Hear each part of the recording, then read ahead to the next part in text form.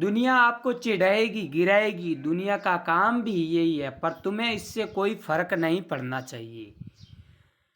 दुनिया आपको चिढ़ाएगी, गिराएगी, दुनिया का काम भी यही है, लेकिन आपको कोई फर्क नहीं पड़ना चाहिए। नमस्कार दोस्तों, मेरा नाम है दिनेश और आप देख रहे हैं दिनेश कालबेलिया फैक्ट। जैसा कि पिछली वीडियो में हमने बात की थी, यानी कि फैक्ट संबंधित बात की थी, तो उसी टॉपिक को हम आगे बढ़ाते हुए आज मैं आपको एक ऐसे फैक्ट के बारे में बात करूंगा जो शायद आप जानते हैं। आपने किसी भी छोटे बच्चे या किसी आदमी का मुंह जब खोला होगा तब देखी होगी एक घंटी टाइप की जो अंदर होता है, यानी कि जो ये घंटी होती है हमारे मुंह के अंदर, जीवा के जस्ट ऊपर दांतों के बीच में जो ये होती है, ये किस काम आती है, इसका क्या काम है, तो आज इस फैक्ट के बारे में हम पढ़ेंगे। तो आज हमारा टॉपिक है यानी कि मुंह के अंदर ये घंटी क्यों होती है। तो चलिए वीडियो को स्टार्ट करते हैं। मुंह के अंदर ये घंटी क्यों होती है।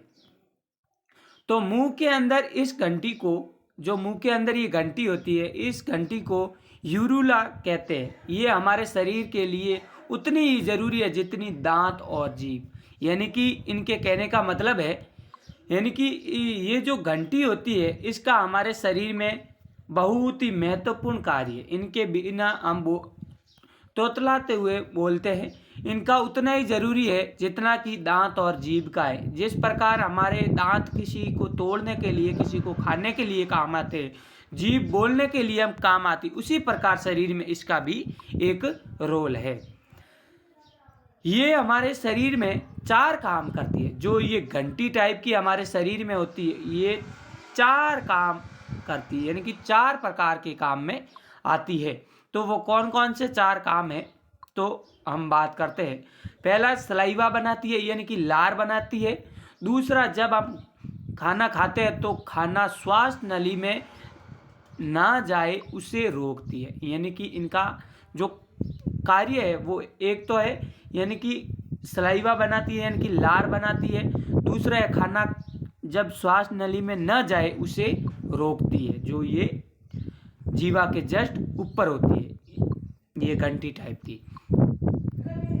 इसके बाद जो तीसरा इसका कार्य है, तीसरा ये कि जो कि हमें बोलने में मदद करती है, गले को सूखने नहीं देती है, यानी कि बोलने में ये अहम भूमिका निभाती है। यानी कि बोलने का जो भी हमारे जो प्रोसेसिंग है वो इनका रोल है।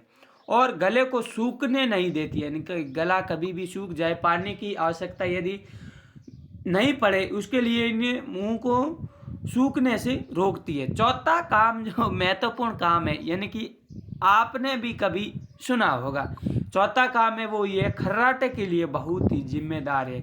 यानी कि कभी आपने खर्राटे तो लिए होंगे, उनके लिए इनका महत्वपूर्ण कार्य है। यानी कि खर्राटे जब हम नींद में रहते हैं तब खर्राटे निकल ही जाते हैं।